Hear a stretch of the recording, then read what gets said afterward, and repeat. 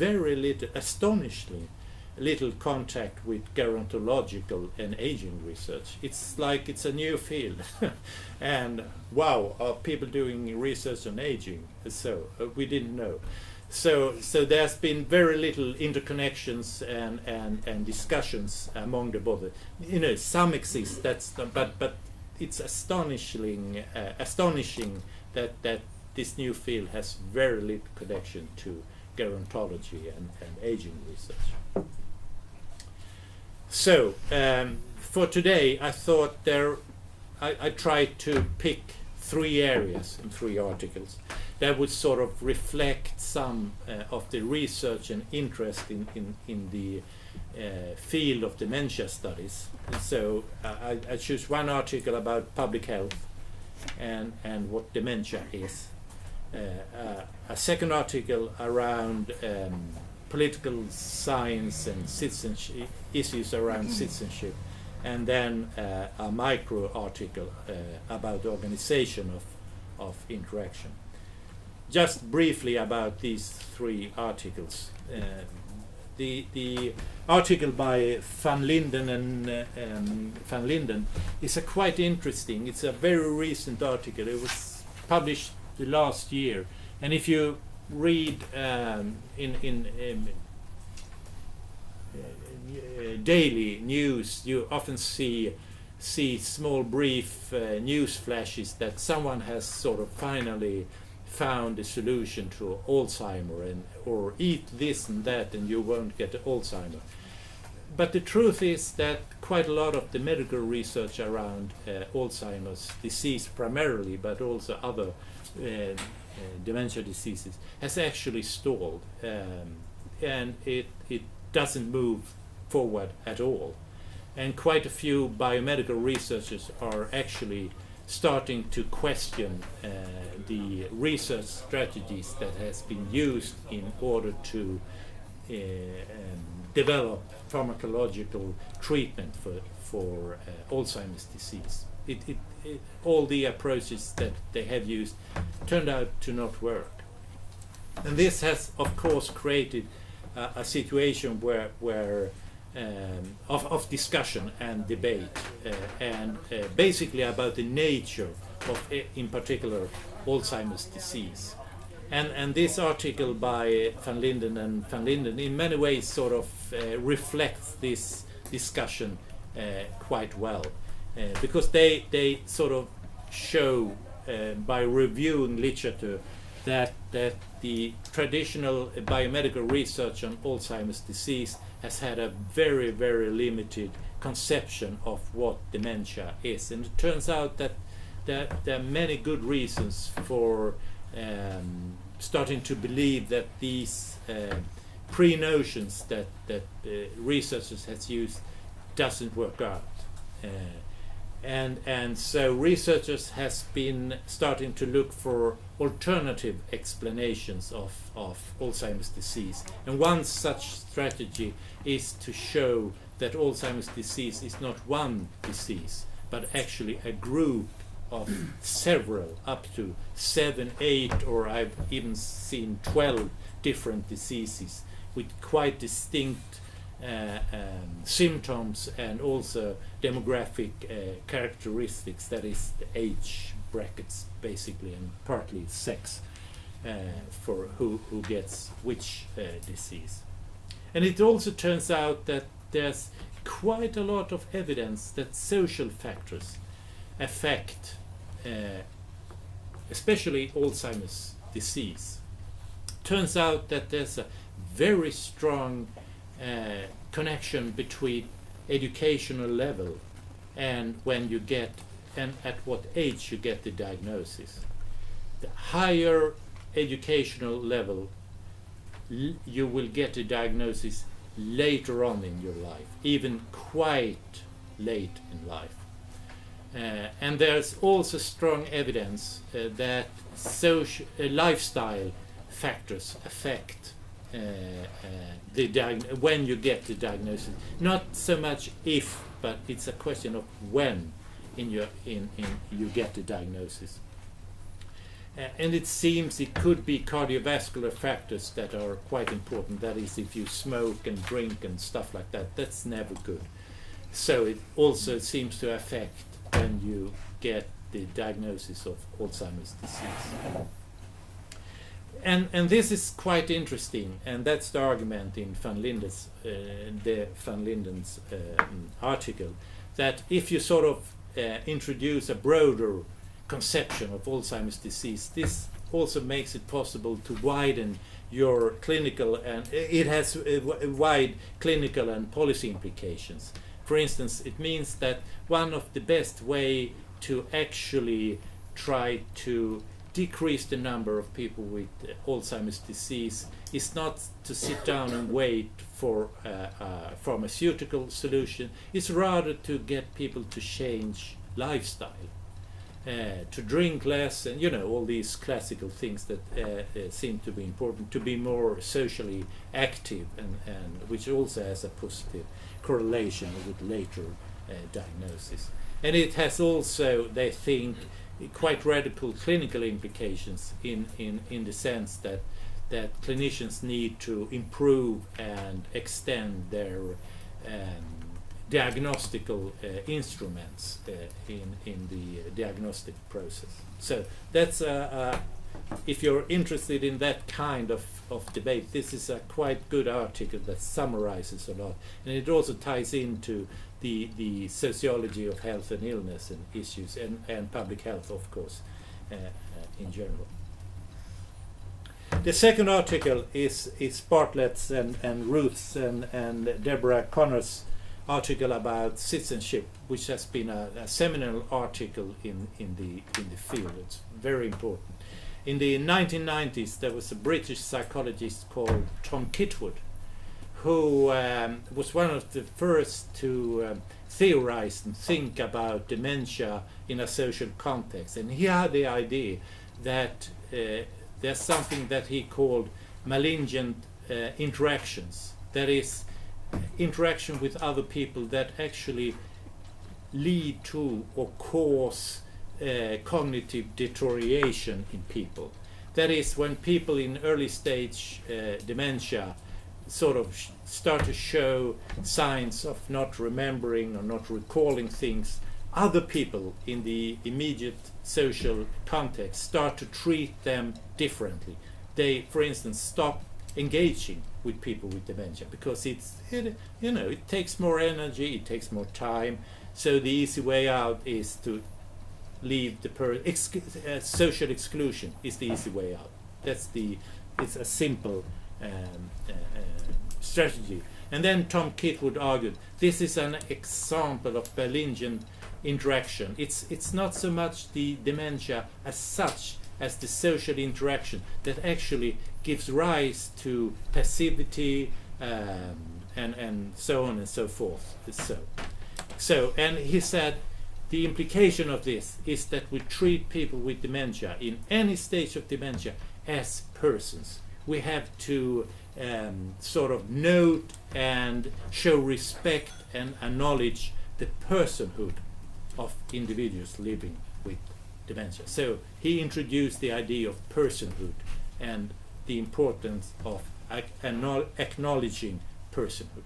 So, and that's the starting point of Ruth Bartlett's and Deborah Connor's article, that they think, they are both sociologists, so they think it's okay with personhood, that's interesting, and it's important to sustain that sort of concept and notion about dementia. But we need to extend our perception of people living with dementia and also see people with dementia in the societal context as citizens in a community, citizens in a country, and as people with human rights. And then, of course, the immediate argument is, well, how could people be citizens if they can't sort of be part of the democratic discussions, democratic deliberations, making decisions on their own? So that forced them to start to think in new ways of redefining the notion of autonomy in direction of more shared autonomy, also discuss concepts of decision making, etc. And what they go for is what they call and want to develop is what they call an inclusive lens of dementia. So it's more sort of the general. It's meso level, partly macro level, but it's quite a lot of meso level thinking in their article. And the final article, it's about it's on the micro level, focusing on the organization of collaboration, because and this article is part of a tradition going back to the 1990s. Examining and trying to understand what people with dementia actually can do and what they can't do. Because the old conception was that people with dementia couldn't do things. They couldn't participate in social activities. They couldn't make up new friendships, and so on and so forth. They were basically lost somewhere in outer space without much of social interaction. This, of course, turned out to be completely wrong when you started to do work on and actually look at people with dementia. This study is based on videotaping for hours. It's a larger ethnographic project on what we call a daily activity. That is an activity organized by the municipality, where people with dementia in early, middle stage can come and do things during daytime and then go back and stay at home. So we videotaped for many weeks at this activity, and then we found a quite interesting example when a group of people with dementia were preparing dinner. They were sort of making the dinner, but they were also setting tables and stuff like that. The focus was on what people with dementia could do, and especially what they could do with some sort of support from others, and what kind of support people with dementia needed in order to do things. So theoretically, it goes back to activity theories, conversational analysis, and similar theories, and have a stress on the situated activity ecology, because we are quite interested in how things are used, because although we don't think about it, but quite a few things serves as help us to preserve memory. If we can see things in front of us, then having a deficit working memory is less a problem, because you can see it, so you don't need to remember it. And how you are supposed to do things you could solve by placing things in different order on a table, for instance. And that's what they did when they what's it called, when you take away the onions, you take away the outer shell. Yeah. So they put the onions, they had a cutting board, they had a small casserole to put the onions in. So it was simple to, from there to there. So it works, and it works as a sort of memory support. So things and the organization of things is quite important. And also the practices, how you do when you do things. So that's what I looked into in this article. So those were the 3 articles that I suggested. So thank you.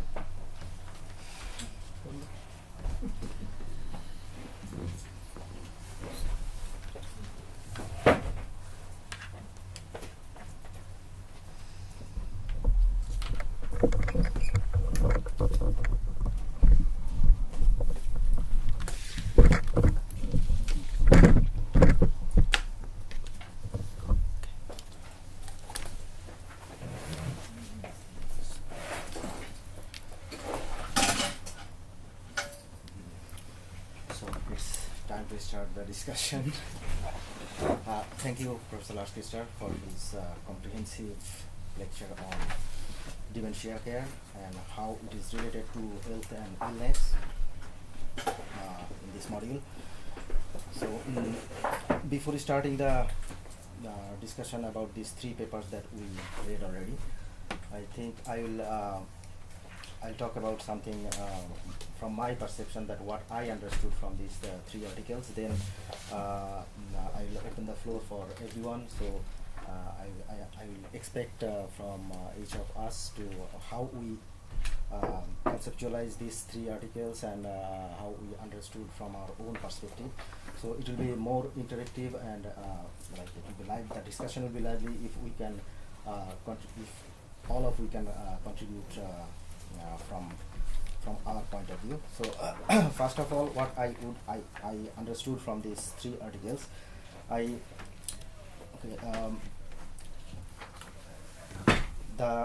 my understanding would be maybe more might be it will be repetitive after listening this discussion from lecture from Lars-Christer. So what I understood from these three articles, like these three articles give us a connectivity, a connection with each articles. That first of all, I tried to understand why personhood and citizenship is important in dementia research or dementia care. And secondly, for the long like until now, we most of the times we discuss about what people with dementia cannot do. But now from this micro level analysis of this video recording article, we understood, at least we get a sense from that what they can do. So it's like a inductive approach in my opinion. Like what we most of the times we see the general features of what people with dementia cannot do, but now we also understood that what they can do.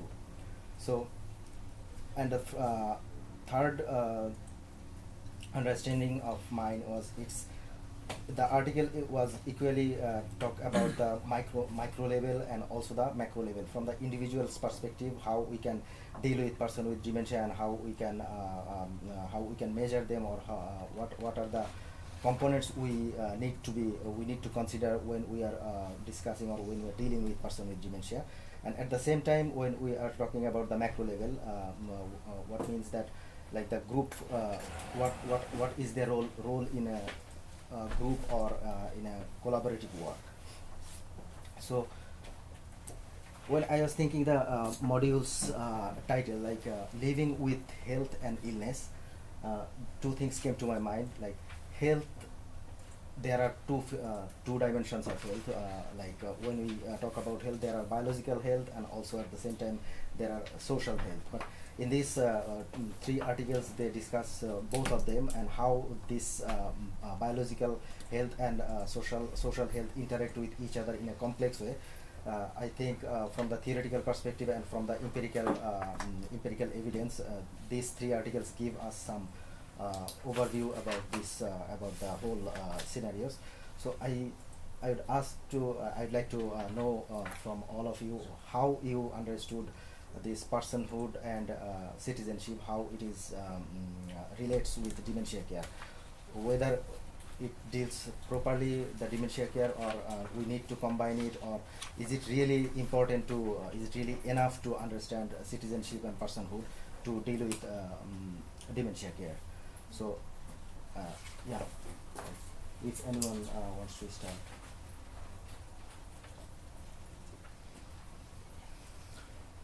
Thank you, both of you. It's really, really interesting topic and how you brought it up. I have a comment